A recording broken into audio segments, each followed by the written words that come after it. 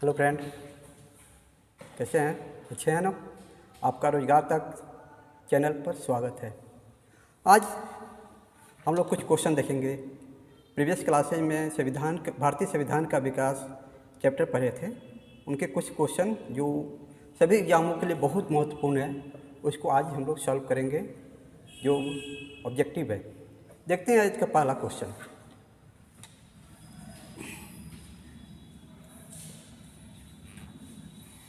Question है, एक निर्वाचित संविधान सभा द्वारा भारत के संविधान का निर्माण करने का प्रस्ताव किया गया था। मतलब भारतीय संविधान के निर्माण का प्रस्ताव किस कमीशन द्वारा किया गया था? देखते हैं। पहला ऑप्शन है, ए ऑप्शन है साइमन कमीशन द्वारा, जो कि 1927 में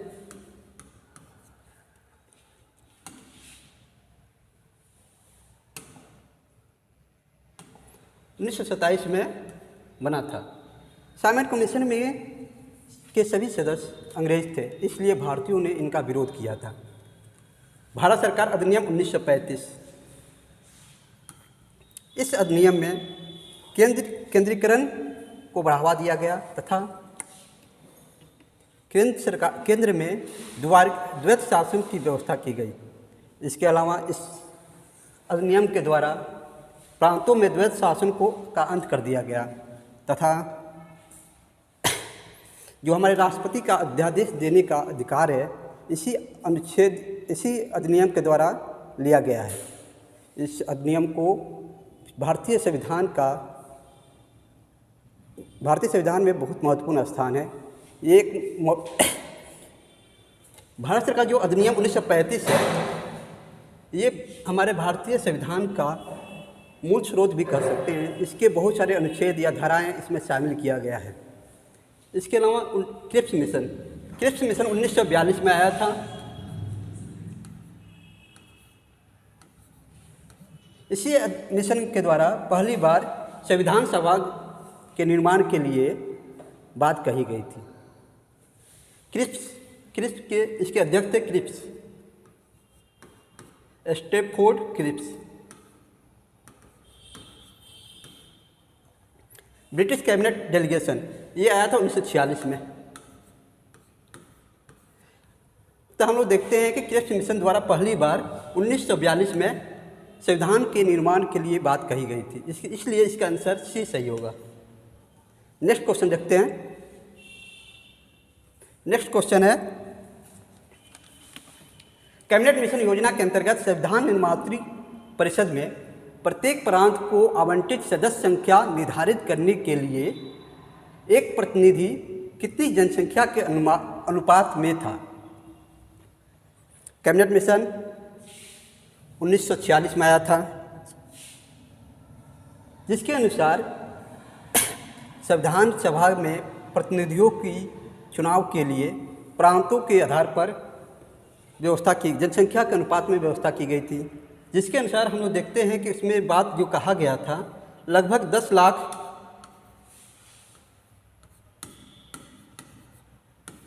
प्रति जनसंख्या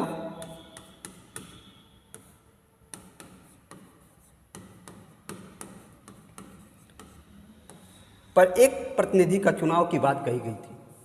इसलिए इसका आंसर भी सही होगा। 10 लाख व्यक्ति पर एक प्रतिनिधि। ये किसके लिए कहा गया था? ब्रिटिश भारत जो था, इसके प्रांतों के प्रतिनिधि के चुनाव के लिए। अगला क्वेश्चन देखते हैं। नेक्स्ट क्वेश्चन क्या है? नेक्स्ट क्वेश्चन है, निम्नलिखित में से किस अधिनियम के अंतर्गत भारतीय विधान परिषद को बजट पर बहस करने की शक्ति प्रदान की गई? देखते हैं। पहला ऑप्शन है भारतीय परिषद अधिनियम 1861। बी ऑप्शन है भारतीय परिषद अधिनियम 1892। सी ऑप्शन है भारतीय परिषद अधिनियम 1909।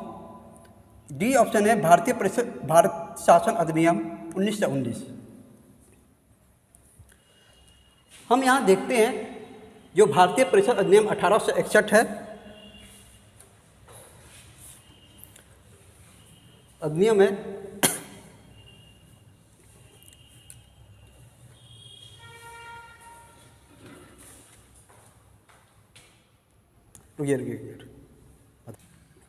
भारतीय परिषद अधिनियम 1861 में विधि निर्माण की प्रक्रिया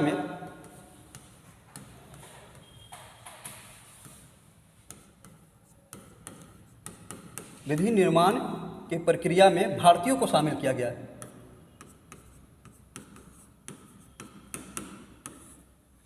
क्या किया गया था? 1861 में पहली बार विधि निर्माण की प्रक्रिया में भारतीयों को शामिल किया गया। 1892 के भारत परिषद अधिनियम में पहली बार बजट पर चर्चा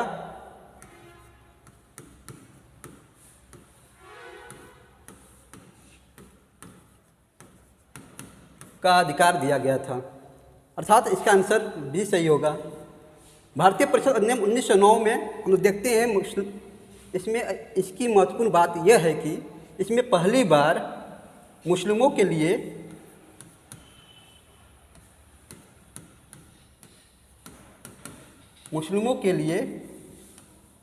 पृथक निर्वाचन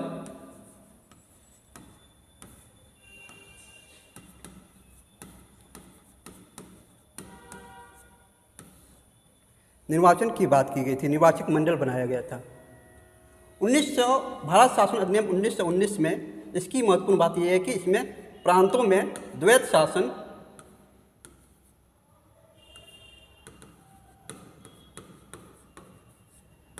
की बात कही गई है, इसलिए इसका आंसर भी सही होगा।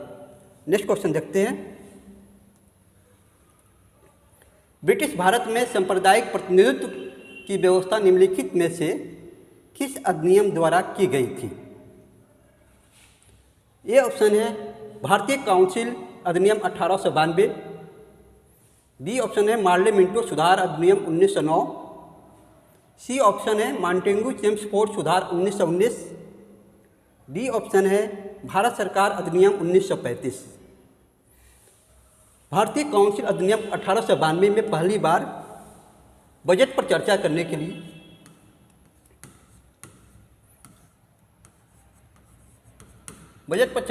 की बात कही गई है। मार्ले मिंटो सुधार अधिनियम 1909 को भारत परिषद अधिनियम 1909 भी कहा जाता है।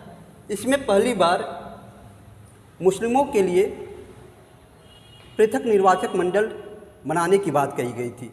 इसी को ही सांप्रदायिक प्रतिनिधित्व की व्यवस्था इसी अधिनियम में किया गया है, इसलिए इसका आंसर भी सही होगा। मॉन्टेग्यू चेम्सफोर्ड 1919 इसको भारत सरकार अधिनियम या भारत शासन अधिनियम 1919 भी कहा जाता है। इसमें द्वैत शासन की प्रांतों में द्वैत शासन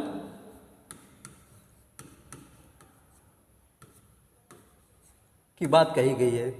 भारत सरकार अधिनियम 1935 में प्रांतों में जो द्वैत शासन था उसको खत्म कर दिया गया तथा केंद्र में द्वैत शासन की व्यवस्था की गई और केंद्र में द्विसदनीय व्यवस्था की भी बात कही गई, इसलिए इसका आंसर मार्ले मिंटो सुधार अधिनियम 1909 होगा, जो पहली बार मुस्लिमों के लिए पृथक निर्वाचक की बात करता है, अर्थात सांप्रदायिक प्रतिनिधित्व की बात करता है।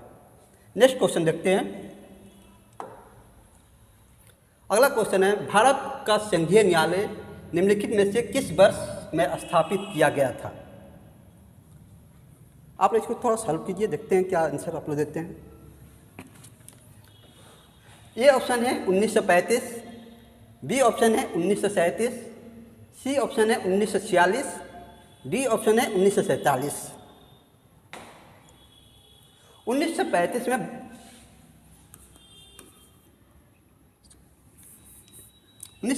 में भारत शासन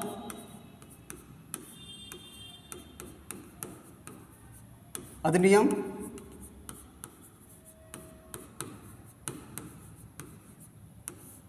आया था, जिसके अंतर्गत संघीय न्यायालय तथा आरबीआई मतलब रिजर्व बैंक ऑफ इंडिया स्थापित करने की बात कही गई थी। किसके अंतर्गत? 1935 के भारत शासन अधिनियम के अंतर्गत। लेकिन 1935 में संघीय न्यायालय की स्थापना नहीं हुई थी। 1937 में संघीय न्यायालय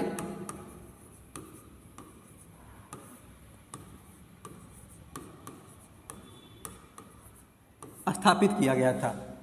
1946 में कैबिनेट 1946 में 9 दिसंबर 1946 को हमारे संविधान सभा की पहली बैठक हुई थी। 9 दिसंबर 1946 को पहली बैठक हुई थी किसकी? संविधान सभा की।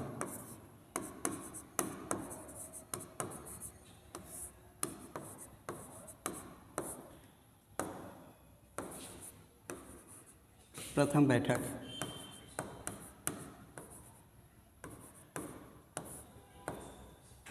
जिसकी अध्यक्षता 1947 में 15 अगस्त 1947 में हमारा देश आज़ाद हो गया था। मतलब 1947 में भारत स्वतंत्रता अधिनियम 1947 पारित हुआ था। अगला क्वेश्चन देखते हैं, नेक्स्ट क्वेश्चन। केंद्र में द्वैध शासन किस अधिनियम के अंतर्गत स्थापित किया गया? ये ऑप्शन है 1909 के अधिनियम, जिसे मार्ले मिंटो सुधार अधिनियम भी कहा जाता है। क्या कहता है? मार्ले मिंटो सुधार अधिनियम।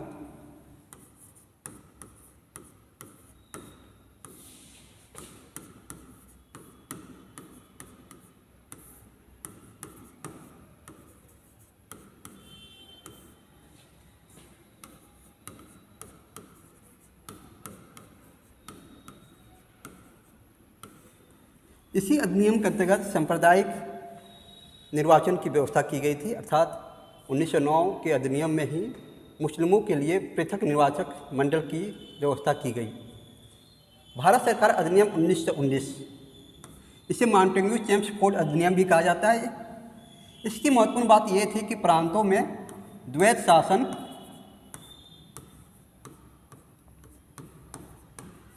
की व्यवस्था बात कही गई थी।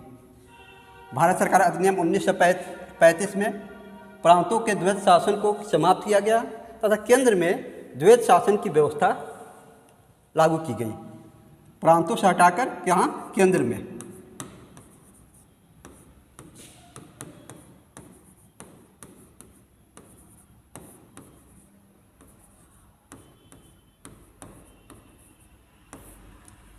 भारत स्वतंत्रता अधिनियम 1947 में भारत को स्वतंत्रता प्रदान की गई। यहाँ क्वेश्चन पूछ रहा है केंद्र में, क्या पूछ रहा है? केंद्र में द्वैध शासन। लेकिन 1919 में कहाँ किया गया था द्वैध शासन? प्रांतों में। इसलिए इसका आंसर सही होगा भारत सरकार अधिनियम 1935 के अंतर्गत केंद्र में द्वैध शासन स्थापित की गई थी। नेक्स्ट क्वेश्चन देखते हैं। अगला क्वेश्चन है 1935 के अधिनियम द्वारा स्थापित संघ में अवशेष शक्तियाँ, क्या अवशेष शक्तियाँ किसको दी गई थी? अवशेष शक्तियाँ का अर्थ यहाँ मतलब है विशिष्ट शक्तियाँ, अर्थात मतलब ऐसी शक्तियाँ जिससे कोई भी निर्णय को बदला जा सके। ये शक्ति किसको दी गई थी? जैसे इसको एक शब्द में कहें तो वीटो जानते ही होंगे। वीटो पावर किसको दिया गया था? ए ऑप्शन है संघीय विधान पालिका को, संघीय विधान पालिका को। बी ऑप्शन है प्रांतीय विधान मंडल को। सी ऑप्शन है गवर्नर जनरल को। और डी ऑप्शन है प्रांतीय गवर्नरों को। हम लोग जानते हैं हमारे राष्ट्रपति को भी अनुच्छेद 123 के अंतर्गत, किसके अनुच्छेद? राष्ट्रपति को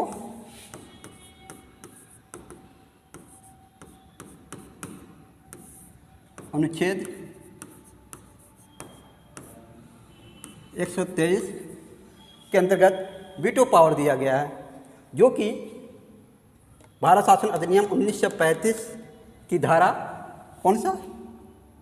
भारत शासन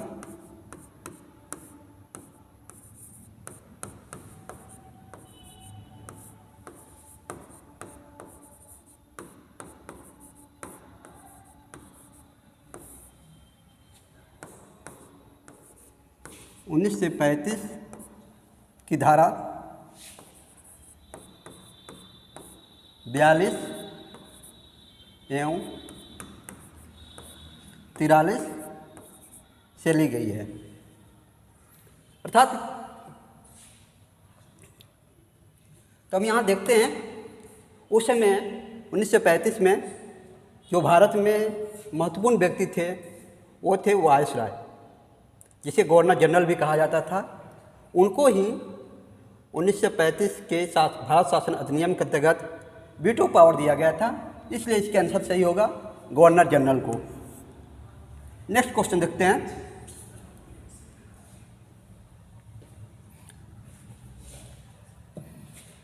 भारत के लिए संविधान की रचना हेतु संविधान सभा का विचार निम्नलिखित में से सर्वप्रथम किसने प्रस्तुत किया था?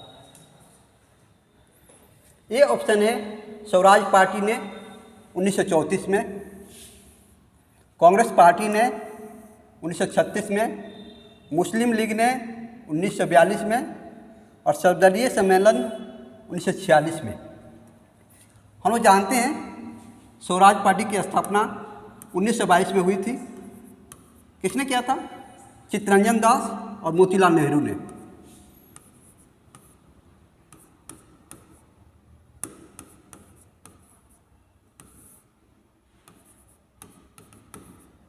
चित्तरंजन दास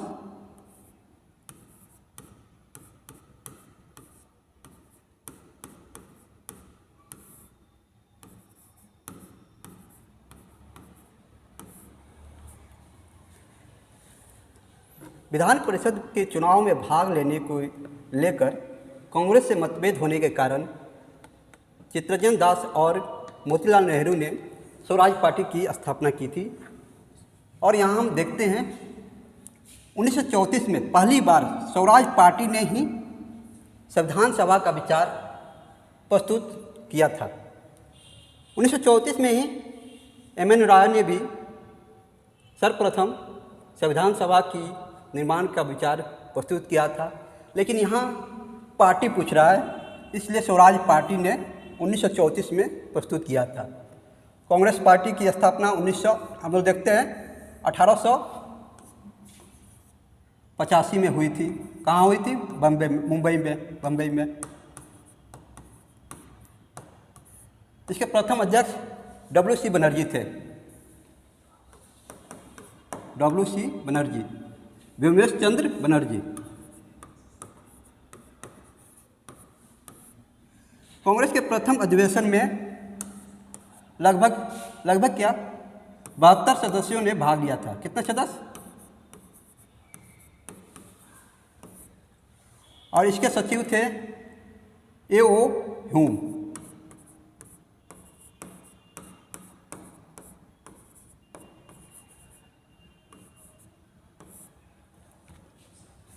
मुस्लिम लीग की स्थापना 1906 में हुई थी। किसके नेतृत्व में? आगा खां के नेतृत्व में 1906 और ढाका में हुआ था। मुस्लिमों के शासन में भागीदारी बढ़ाने के लिए या उनकी बातों को अंग्रेज़ सरकार के सामने प्रस्तुत करने के लिए मुस्लिम लीग की स्थापना हुई थी।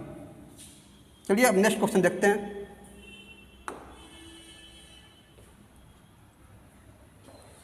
इन व्यक्तियों में से कौन कैबिनेट मिशन का सदस्य नहीं था? पहला ऑप्शन है विलियम वुड, बी है पैथिक लॉरेंस, सी है स्टेपफोर्ड क्रिप्स, डी है एबी अलेक्जेंडर। क्वेश्चन कह रहा है कैबिनेट मिशन का सदस्य नहीं था, मतलब इसमें कौन सदस्य नहीं थे? ये चार ऑप्शन है William Wood, Pethick Lawrence, A B Alexander, Stafford Cripps. आपने प्रीवियस क्लास में पढ़ा था कैबिनेट मिशन में 3 सदस्य आए थे। वो थे पैथिक लॉरेंस,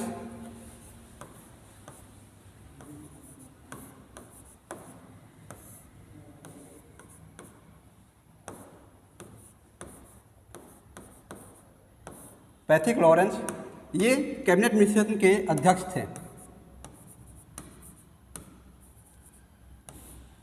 उनके अलावा क्रिप्स थे, स्टैफोर्ड क्रिप्स, और तीसरे आदमी थे एबी अलेक्जेंडर।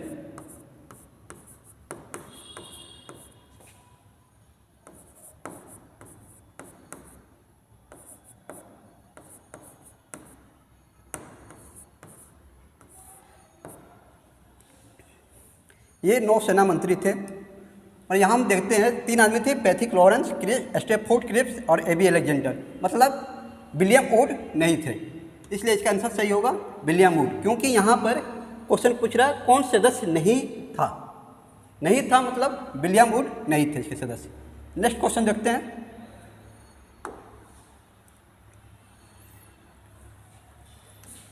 अगला क्वेश्चन है, निम्नलिखित में से कौन अगस्त 1946 में गठित प्रथम अंतरिम राष्ट्रीय सरकार का सदस्य नहीं था? 1946 में पंडित जवाहरलाल नेहरू के नेतृत्व में राष्ट्रीय सरकार का गठन हुआ था, जिसके सदस्य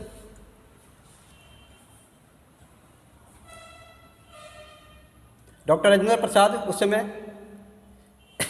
राजेंद्र प्रसाद थे, जो बाद में हमारे देश के राष्ट्रपति बने। जगजीवन राम थे, सी राजगोपालाचारी थे, लेकिन डॉक्टर एस राधाकृष्णन ये राष्ट्रीय सरकार के सदस्य नहीं थे। ये बाद में चलकर हमारे देश के उपराष्ट्रपति भी बने। इनके ही जयंती 5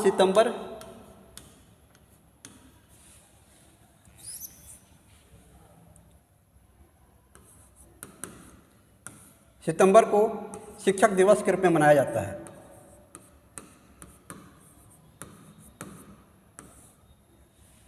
क्योंकि एक शिक्षक थे, इसलिए इनकी जयंती को शिक्षक दिवस के रूप में मनाया जाता है। चलिए नेक्स्ट क्वेश्चन देखते हैं। नेक्स्ट क्वेश्चन है, निम्नलिखित में से कौन से कथन संविधान सभा के विषय में सत्य है? सत्य पूछ रहा है। कथन क्या क्या दिया है देखते हैं। संविधान सभा या वयस्क मताधिकार पर आधारित थी। दूसरा है प्रत्यक्ष निर्वाचन का परिणाम थी।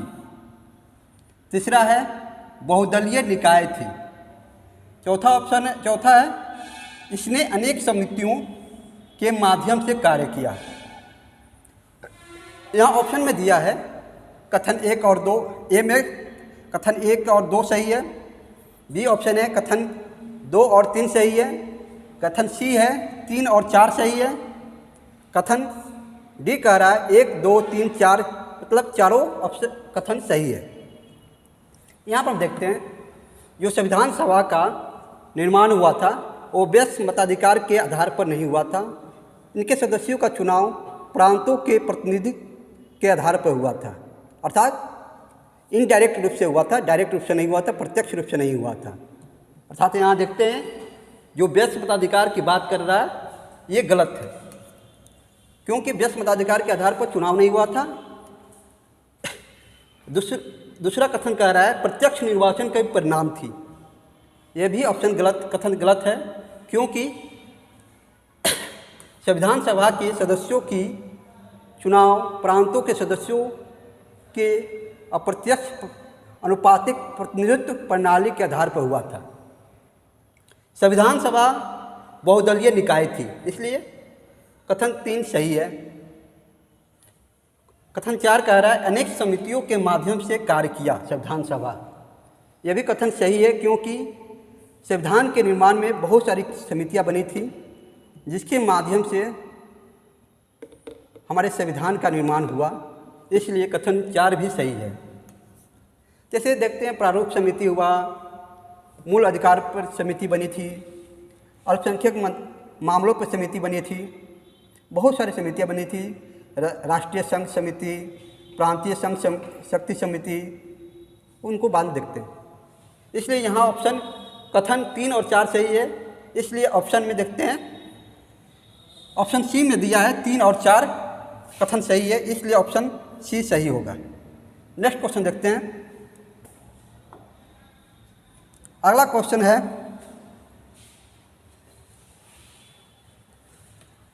भारत के संविधान का प्रारूप तैयार करने वाली संविधान सभा के सदस्यों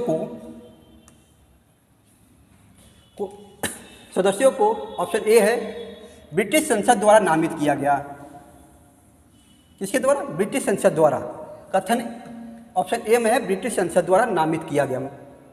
बी है गवर्नर जनरल अर्थात वायसराय द्वारा नामित किया गया। सी है विभिन्न प्रांतों की विधानसभाओं द्वारा चुना गया। डी ऑप्शन है भारतीय राष्ट्रीय कांग्रेस और मुस्लिम लीग द्वारा चुना गया। हम लोग देखते हैं हमारे संविधान सभा के जो सदस्य थे उनका,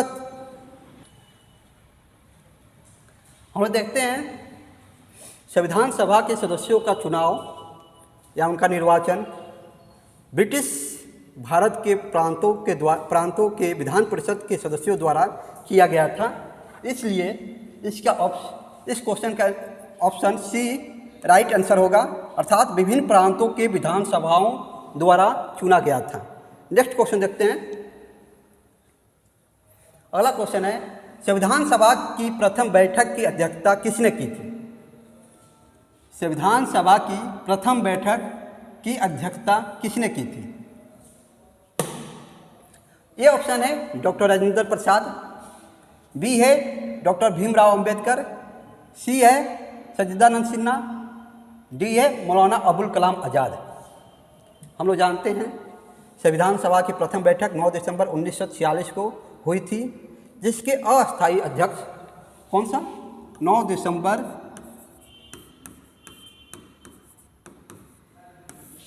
1946 को प्रथम बैठक हुई थी।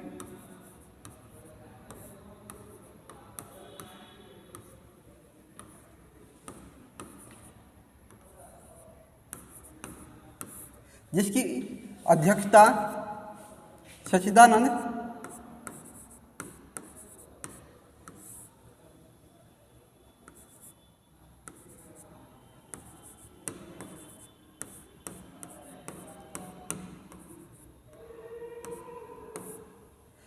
सिन्हा द्वारा किया गया था। ये अस्थायी अध्यक्ष थे। क्या थे? अस्थायी। 11 दिसंबर को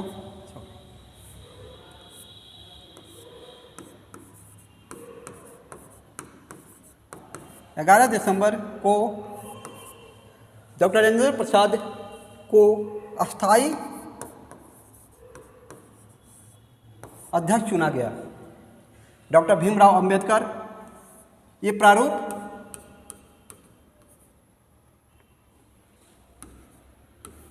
समिति के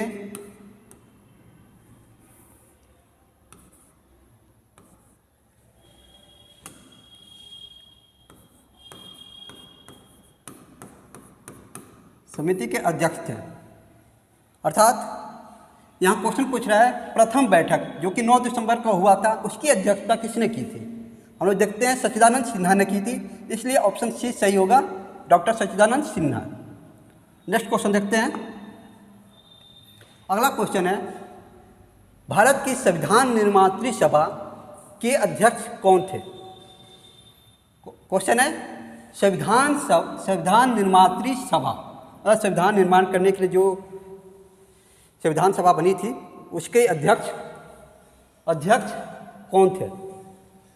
अभी हम लोगों ने देखा डॉक्टर राजेंद्र प्रसाद का चुनाव अध्यक्ष के रूप में 11 दिसंबर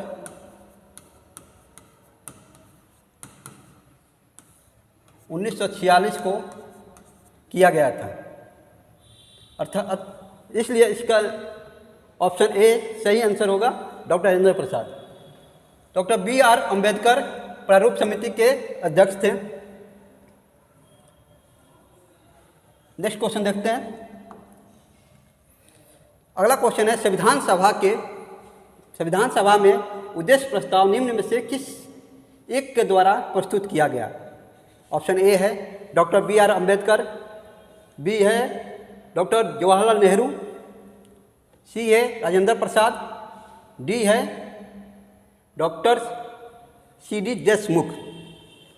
आप लोग इस क्वेश्चन को सॉल्व कीजिए, देखते हैं।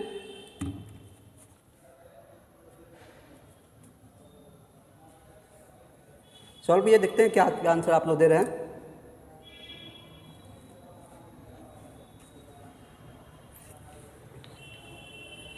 देखते हैं उद्देश्य प्रस्ताव क्या कर रहा है। संविधान में उद्देश्य प्रस्ताव निम्न में से किस एक के द्वारा प्रस्तुत किया गया था?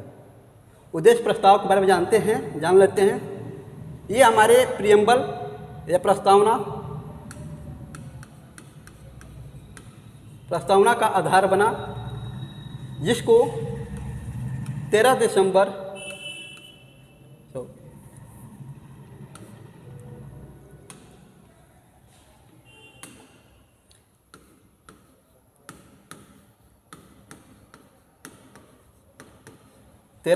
1946 की संविधान सभा की बैठक में पंडित जवाहरलाल नेहरू के द्वारा, किसके द्वारा? नेहरू के द्वारा प्रस्तुत किया गया, जिसे 22 जनवरी 1947 किसको कब?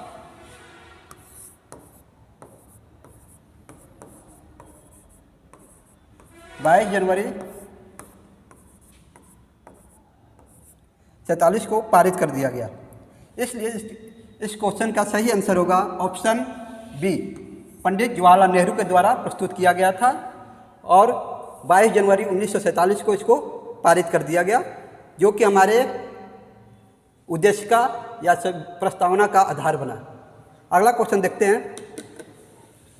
अगला क्वेश्चन है भारतीय संविधान को बनाने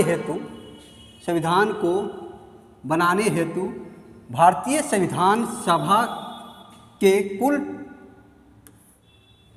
कितने अधिवेशन हुए? ये ऑप्शन है 7, बी है 9, सी है 12, डी है 15। हम लोग जानते हैं 26 नवंबर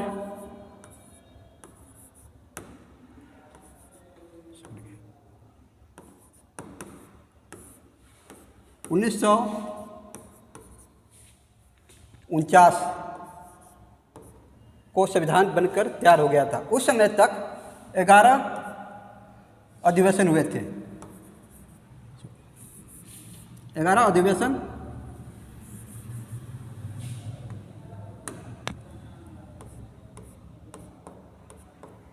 लास्ट बैठक 24 जनवरी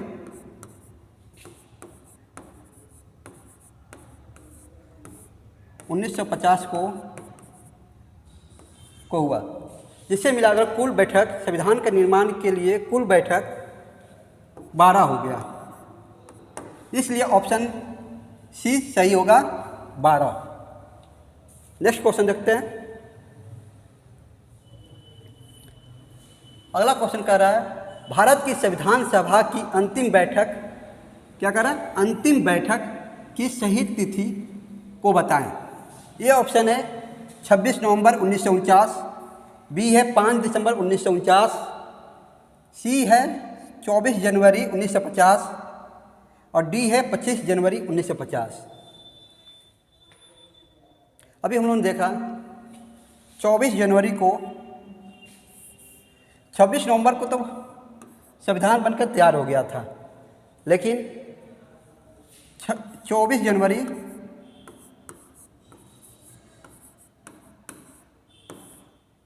1950 को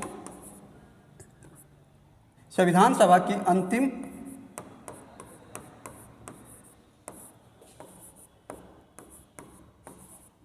बैठक हुई थी।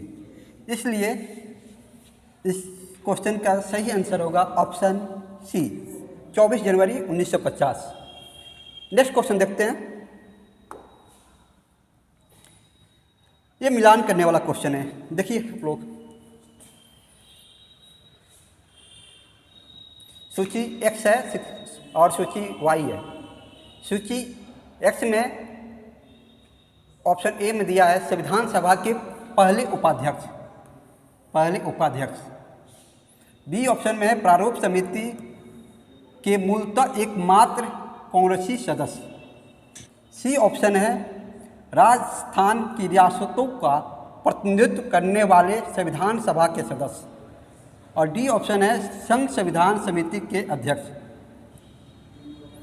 तो यहाँ देखते हैं हम लोग क्या देखेंगे, जो इससे आपको मालूम हो इस चारों ऑप्शन में कौन सा सही है, पहले उसको देखते हैं। हमको लगता है आप लोग को, अधिकांश लोगों को ये मालूम होगा कि संघ संविधान समिति के अध्यक्ष हमारे जवाहरलाल नेहरू थे।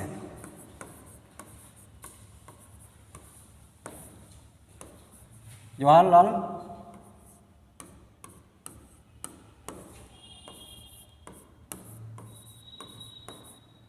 तो यहाँ देखते हैं डी ऑप्शन में 2 कहाँ है, ये है, मतलब इसका सही आंसर होगा बी। लेकिन यहाँ देख लेते हैं संविधान सभा के पहले उपाध्यक्ष कौन थे? एस.सी. मुखर्जी। एक का 4, मतलब संविधान सभा के पहले उपाध्यक्ष एस.सी. मुखर्जी थे। प्रारूप समिति के मूलतः एकमात्र कांग्रेसी सदस्य के.एम. मुंशी थे। कौन था? के.एम. मुंशी कांग्रेसी थे। राजस्थान की रियासतों का प्रतिनिधित्व करने वाले संविधान सभा के सदस्य बी.टी. कृष्णामाचारी थे।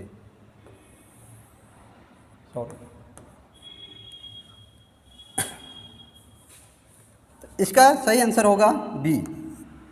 नेक्स्ट क्वेश्चन देखते हैं। नेक्स्ट क्वेश्चन है भारतीय संविधान के निर्माण के समय संवैधानिक सलाहकार कौन थे? ये ऑप्शन है डॉक्टर बी.आर. अम्बेडकर, बी है डॉक्टर राजेंद्र प्रसाद, सी है बी.एन. राव और डी है के. मुंशी। हम जानते हैं बी.आर. अम्बेडकर प्रारूप समिति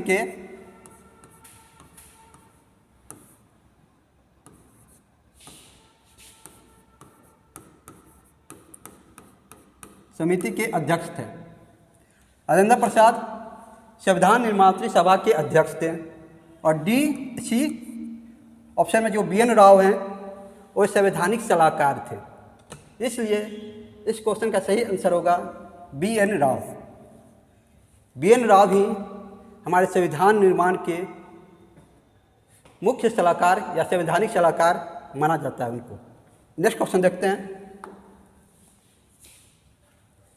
अगला क्वेश्चन है भारतीय संविधान को संविधान सभा द्वारा अंगीकृत किया गया। संविधान सभा द्वारा किसको? भारतीय संविधान को अंगीकृत किया गया। हम लोग जानते हैं 26 नवंबर 1949 को बनकर तैयार हो गया था। उसी दिन 26 नवंबर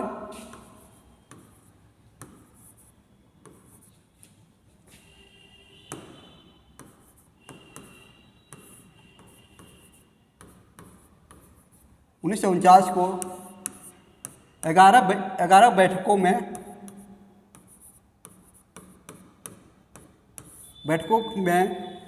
बहुत मंथन विचार विमर्श के बाद हमारे संविधान का निर्माण हुआ और उसी दिन इसको अंगीकृत कर लिया गया। अर्थात इसका सही आंसर होगा ऑप्शन ए, जिसमें कहा गया 26 नवंबर 1949 को। नेक्स्ट क्वेश्चन देखते हैं। अगला क्वेश्चन है संविधान को 26 जनवरी के दिन लागू करने का निर्णय इसलिए किया गया क्योंकि ऑप्शन ए है कांग्रेस ने इस तिथि को 1930 में स्वतंत्रता दिवस के रूप में मनाया था।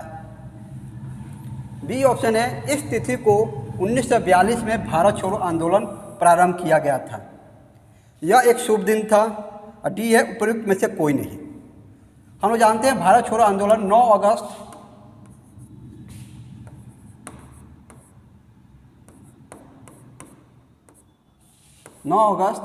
1942 को शुरू किया गया था, स्टार्ट किया गया था। और जानते हैं 1929 के कराची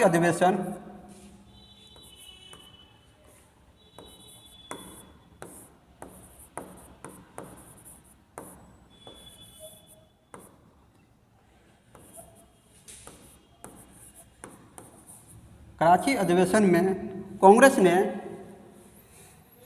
पूर्ण स्वराज की घोषणा की थी और इसमें यह प्रस्ताव पारित हुआ था कि 26 जनवरी को स्वतंत्रता दिवस मनाया जाएगा। और कांग्रेस ने 1930 में 26 जनवरी को स्वतंत्रता दिवस मनाया था। इसी दिन को यादगार बनाने के लिए हमारे संविधान सभा ने 26 जनवरी 1950 को संविधान को लागू करने किया। इसलिए इसका सही आंसर होगा ऑप्शन ए। नेक्स्ट क्वेश्चन देखते हैं। अगला क्वेश्चन है, भारतीय संविधान दिवस मनाया जाता है। भारतीय संविधान दिवस कब मनाया जाता है? ए ऑप्शन है 26 अक्टूबर, बी है 26 नवंबर, सी है 26 जनवरी, डी है 15 अगस्त। 26 नवंबर 1949 को संविधान बना था।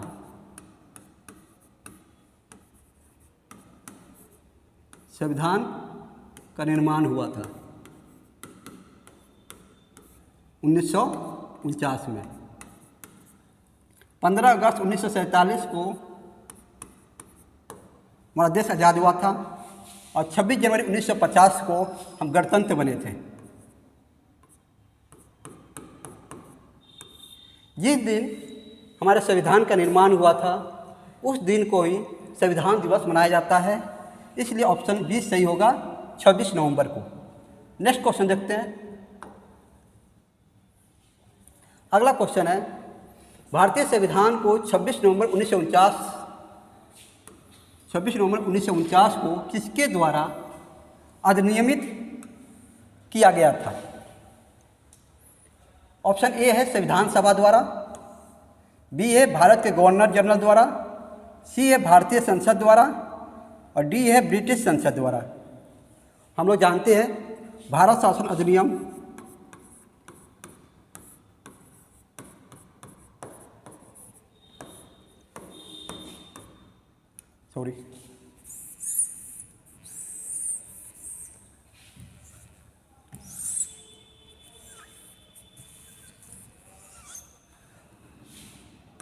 भारत स्वतंत्रता अधिनियम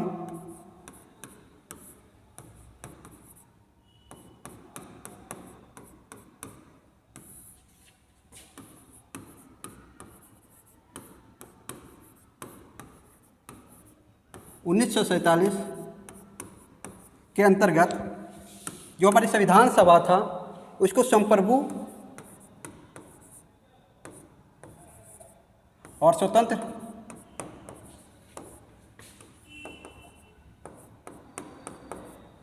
बना दिया गया था। अर्थात संविधान सभा कोई भी निर्णय लेने के लिए स्वतंत्र थी और संप्रभु थी। इसलिए इसका सही आंसर होगा संविधान सभा द्वारा। ये क्वेश्चन हो गया।